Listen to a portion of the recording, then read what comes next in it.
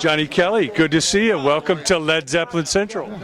How's it going? Are you ready for the Bonzo Bash? I'm looking forward to it a lot. Man, have you done this before? I've done the ones on the East Coast. Okay. Yeah, and it's not quite as big, it's or like as overwhelming. But yeah, I mean, you add NAMM to the mix, and you got every musician in the world here tonight. No, it's a lot of fun. It is. Tell us about your earliest memories of hearing Zeppelin and what Bonzo and the band means to you. My father was a Led Zeppelin fan. He brought me up on it. He had a couple of records, and then when my uncle was a guitar player, well, is a guitar player, and he was a big Led Zeppelin fan, and I found all of his Led Zeppelin records. And I remember as a kid, the guy that taught me how to play drums that lived up the block from me, I went to his house with all the Led Zeppelin records. I was like, I want to learn how to do this. You know, with the records. And he was like, oh, kid, you walk before you can run, you know. And since then, like, you know, growing up, it's always stayed with me. It's you know, it never left. Like Led Zeppelin, Black Sabbath, have always, and the Beatles, and they've always stayed with me throughout my whole life. The blueprint, you know. You put it on a Zeppelin album, you can't even tell what year it was recorded in. It doesn't. It never sounds old. It never you know. gets old. And every time I listen to it, every time I listen to the records, I always find something new in it. Yeah, amazing stuff. Yeah, it's a lot of fun. Yeah. Now, obviously, the great years were Type O Negative. Looking back over that band, what was your greatest joy? What are you most thrilled about? You know, having achieved.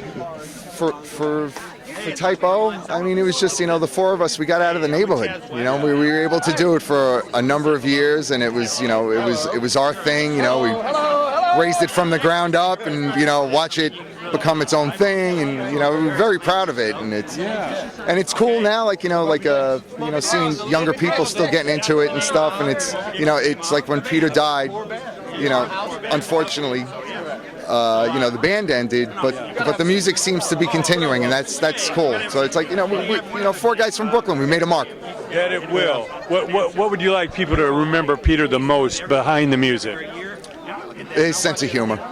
For sure, yeah. He was a really funny guy, and you know, very like classic Brooklyn, sarcastic, self-deprecating humor, which we all got because we all grew up in the same area together. We come from the same neighborhood, so we all had a similar, you know, take on things.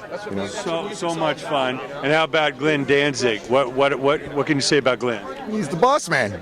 You know, he's great. I've been playing in Danzig now for over 12 years.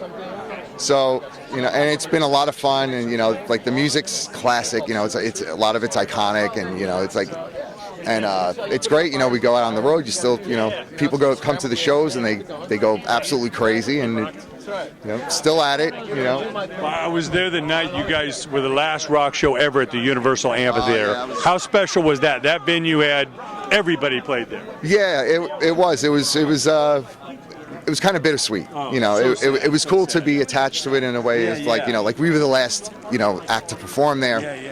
But at the same time, it's unfortunate that they had to, you know. I mean, I live right by that. I got to drive by that every day and remember what was there. And it's every act in the world played there. It was like Glenn's favorite venue to play at too. So like I know that it was special for him to be able to close the place out, and you know, so it meant something to all of us, like, you know. Of course. And they were always big shows, like, you know, that was always a big Danzig show. Always great, a lot of fun. And what advice do you give to those young players, the young bands today? It's obviously a different business, but musically, what do they have to concentrate on to find their own lane?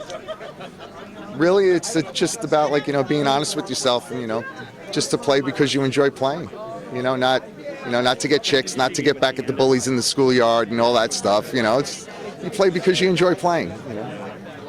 You got that joy, you're successful already. Yeah, it's like, you know, like whatever you do in life, as long as you're passionate about it, you know, it's successful.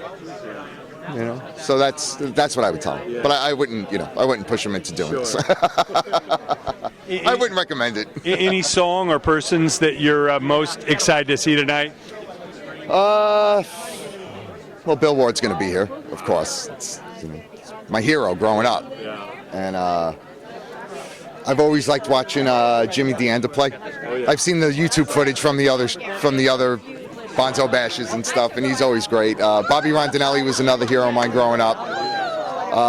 Matt Starr.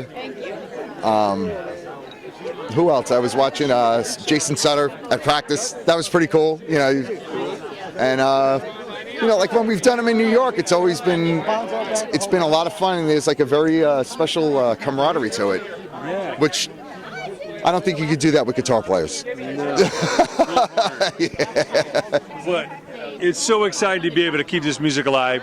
Zeppelin is a touring band, obviously ended decades ago. Yeah. So to be able to keep this alive for people that never got to see Zeppelin and celebrate the music must be a special thing. I'm really, really flattered and grateful to be a part of it. You know, it's great. Thanks so much for coming out. Enjoy your man. evening. Good to You see too. Have fun tonight. Awesome.